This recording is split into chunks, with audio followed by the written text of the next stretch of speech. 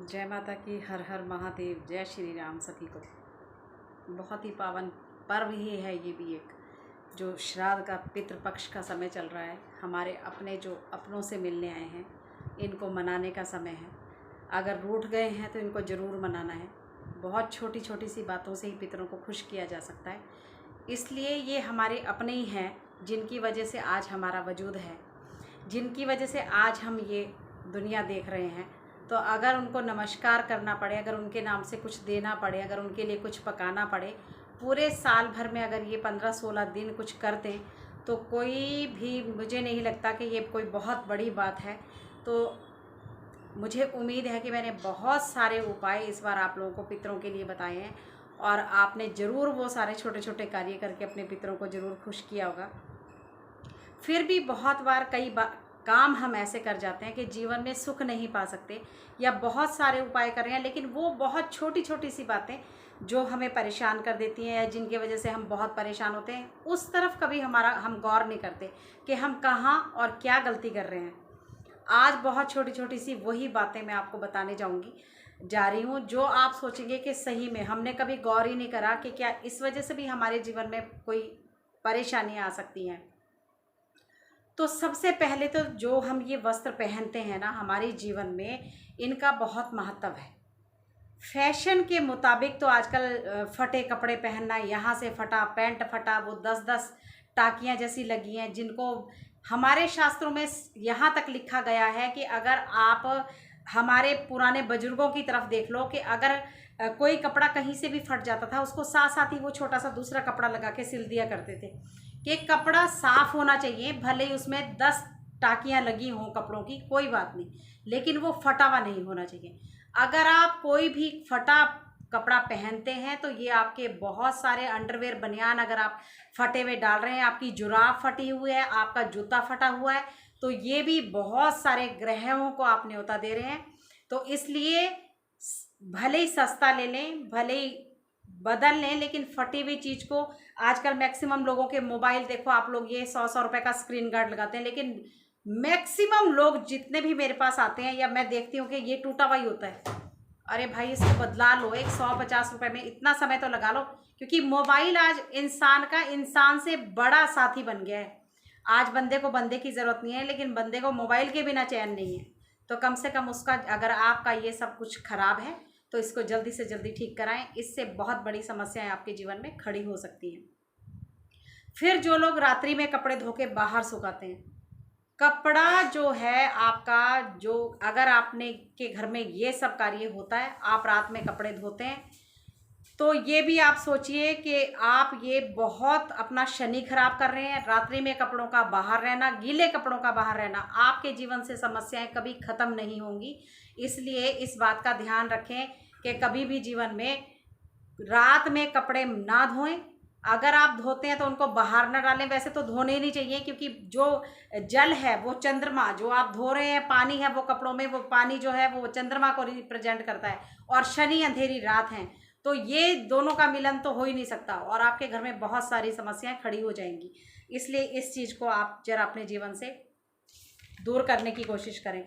एक है कि अगर आपकी अलमारियों में कपड़े पे कपड़े ठूसे हुए हैं, आपको नहीं मिलता घर में सामान, बेड भरे रखे हैं, आपने पुराना सामान इकट्ठा कर रखा है, आपके जीवन में बुध भी खराब है, आपके जीवन में राहु भी खराब है, आप इतनी सारी परेशानियों को अपने घर में इकट्ठा करके बैठे हुए हैं। अपनी अलमारियों को साफ करिए। जिस कपड़े की ज़रूरत नहीं है वो किसी गरीब इंसान को दे दिए। जिस जूते की ज़रूरत नहीं है, आप नहीं पहन रहे, वो पड़ा पड़ा सड़ रहा है, ख़राब हो रहा है, कोई गरीब इंसान के पाँव में जाएगा, कोई इंसान आपको दुआ देगा। ऐसे सामान को शनिवार के दिन बाहर निकालना शुरू करिए। आपके जीवन से कितनी समस्याएं, ये आपके साफ़ सुथरे कपड़े जिनकी ज़रूरत नहीं है उनको दे आइए, पिंगलवाड़े में दे दीजिए, गरीबों को दे दीजिए। इनको निकालेंगे आप, इनको फिर पूरे तरीके से, जो आपको लगता है कि सर अब गर्मी के कपड़े बंद करने, उनको ऐसे ही गंदा फंदा घुसा के अंदर मत बंद करिए, उनको प्रॉपर पॉलीथिन में पैक करिए, उनको अच्छे से सामान को सेट करके अपना जो सामान है वो लगाइए। और जो कपड़े या जो किताबें या जो पर्चियाँ दवाइयों की आपको लगता है, या दवाइयाँ 1-1 साल से पड़ी हैं, एक कमरे में दवाई, दूसरे कमरे में दवाई, तीसरे कमरे में दवाई, ये आपके घर से कभी आपकी बीमारी को जाने नहीं देंगी। इसलिए ये तरीके की अगर प्रॉब्लम है, आप इसको जल्दी से जल्दी नवरात्रों से पहले पहले ठीक करें। अब जो लोग बिस्तर को नहीं समेटते उठते ही, अगर आप सुबह उठते हैं, जैसे निकले हैं, आपने सूर्य देव को नमस्कार करा, आप शौचालय गए, आप जैसे ही फ्री हो, सबसे पहले आप अपने बिस्तर को झाड़िए और अपने दरवाजे खिड़कियां खोल दीजिए। बाहर की हवा का अंदर आना, बाहर सूर्य देव की रोशनी का अंदर आना, बहुत सारी रात भर की जो नेगेटिविटी है उसके लिए बाहर की हवा, रोशनी, धूप बहुत जरूरी है घर में।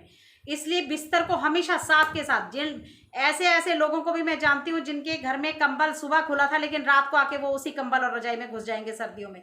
ये गलती मत करिए। ये बीमारियों का आप न्योता कितने सारे ग्रहों को, कितने सारे आपके जीवन में खुशियों को, कितनी आपकी तरक्की को, ये आपका बिस्तर कभी भी जो है आपको सही नहीं होने देगा।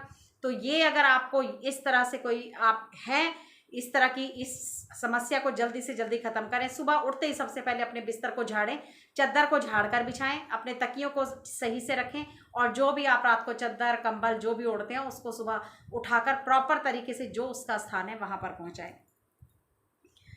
अब जूते और जुराब भी, जो लोग देखिए, अब हम कोई इंसान बाहर से आता है, जल्दी जल्दी वो जुराब कहीं फेंक देगा, वो जूता कहीं फेंक देगा। ये राहु को ये उल्टे कपड़े फेंक देंगे। हम कहीं से भी आए, एक कपड़ा वहां फेंका है, एक कमरा उस कमरे में कपड़ा पड़ा है, एक पजामा उस कमरे में पड़ा है, कह रहे हैं पैंट पहनी थी जी सवेरे नहीं मिली। जो लोग, जो बच्चे इस तरह का कार्य करते हैं वो अपने जीवन में तरक्की नहीं कर पाएंगे, आपके जीवन के रास्ते नहीं खुलेंगे। ये सारे काम 15 साल से लेकर 25 साल तक के बच्चों के लिए ये प्रॉब्लम बहुत ज़्यादा होती है।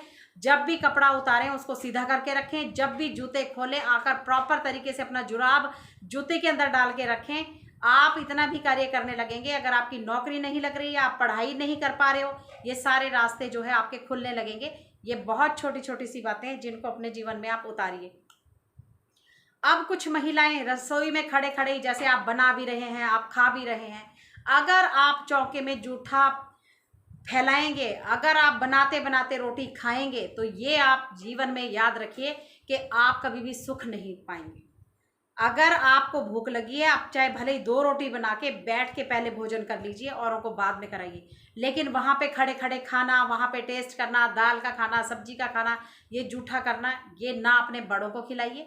और हर किसी का जूठा खाना, हर किसी के साथ बीच में बैठ के रोटी खाना, क्योंकि बच्चे ये लोग करते हैं, स्कूल में पढ़ने वाले भी करते हैं और जो कॉलेज में जा रहे हैं वो भी करते हैं। हर किसी का जूठा खा लेंगे, उसके साथ 10 लोग इकट्ठा ही होके एक थाली में खा लेंगे।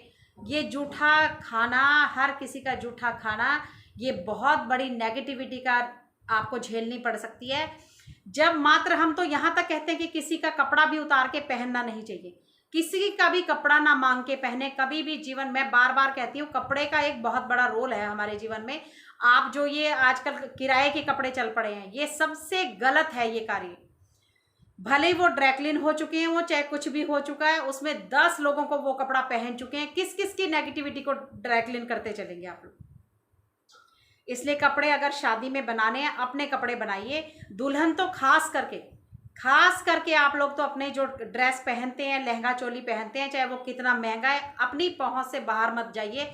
खुशियां, बहुत छोटी छोटी सी खुशियों को समेटने की कोशिश करिए।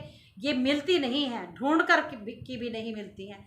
कई लोग इतने दुखी हैं जो छोटी छोटी खुशियों के लिए तरस रहे हैं कि भगवान कहीं से तो एक शुभ कार्य करने का मौका दे दे, और ये सारी बातें आपके जीवन में खुशियों को आने नहीं देंगी। तो ये सारा कार्य अपने जीवन में सही करना शुरू करिए और बहुत सारी बातें आपकी अपने आप ही सही होने लगेंगी। तो मुझे उम्मीद है कि आप इन सब बातों का ध्यान रखेंगे और अपने बड़ों का मान सम्मान करिए, छोटों का प्यार करिए। घर में बड़ों को पहले खाना खिलाइए, उनको जैसे भी हैं। मैं फिर कहती हूँ कि कर्मों का हिसाब किताब है और ये कर्म सबको भुगतने पड़ते हैं। अपने बच्चों के सामने जो महिलाएं भी अपने ससुर की, सास की, पति की बुराई करती हैं, या पति ये कार्य कर रहे हैं कि बच्चों के सामने अपनी पत्नी की या अपनी माँ की या सास की या नानी की, दादी की बुराई कर रहे हो, तो आप तैयार हो जाइए। ये बच्चे आपकी कभी भी इज्जत नहीं करेंगे। आप कभी भी इनको बढ़ने वाले समय में आप देखना, ये 15-20 साल के बाद वही सारे कार्य करेंगे जो आप आज कर रहे हैं। ये समय का चक्का है। जब इधर इधर चल रहा है तो चलेगा, लेकिन ये पलटेगा भी बहुत जल्दी। इसलिए इन बच्चों को जो भी तहजीब सिखानी है, अपने बच्चों को धर्म से जोड़िए, अपने बच्चों को दादा दादी की कहानियाँ सुनाइए, अपने बच्चों को भगत सिंह के बारे में बताइए, अपने बच्चों को हमारे देश में तो झांसी की रानी कैसे कैसे शूरवीर पैदा हुए हैं। अपने बच्चों को अपने धर्म से जोड़िए, ताकि ये जीवन में आप लोगों के साथ कभी भी ऐसा दुर्व्यवहार ना कर सके। जिनके लिए आज माँ बाप इतने परेशान हैं कि हमारे पास कितने भी पैसे भी लग जाएं, कितने भी पैसे लग जाएं, लेकिन पैसा कुछ कर नहीं सकता, पैसा संस्कार खरीद के नहीं ला सकता। ये संस्कार पहला गुरु माँ ही दे सकती है, पहला गुरु पिता ही दे सकता है। बहुत छोटी छोटी सी बातों का ध्यान रखिए। अगर जीवन में आपको उन्नति चाहिए, जीवन में खुशियाँ चाहिए, और अपने जीवन को अगर आगे तक बढ़ाना चाहते हो, तो अपने जीवन में बस ये अच्छा अच्छा कार्य करना शुरू करिए, और भगवान खुद ही अच्छे अच्छे उसका रिजल्ट देना उसकी मर्जी है। वो कब कहाँ कब से आपका समय बदल के रख देगा आपको पता भी नहीं चलेगा। तो उम्मीद है आपको जानकारी जरूर बहुत अच्छी लगी होगी। जय माता की, हर हर महादेव, जय श्री राम सभी को।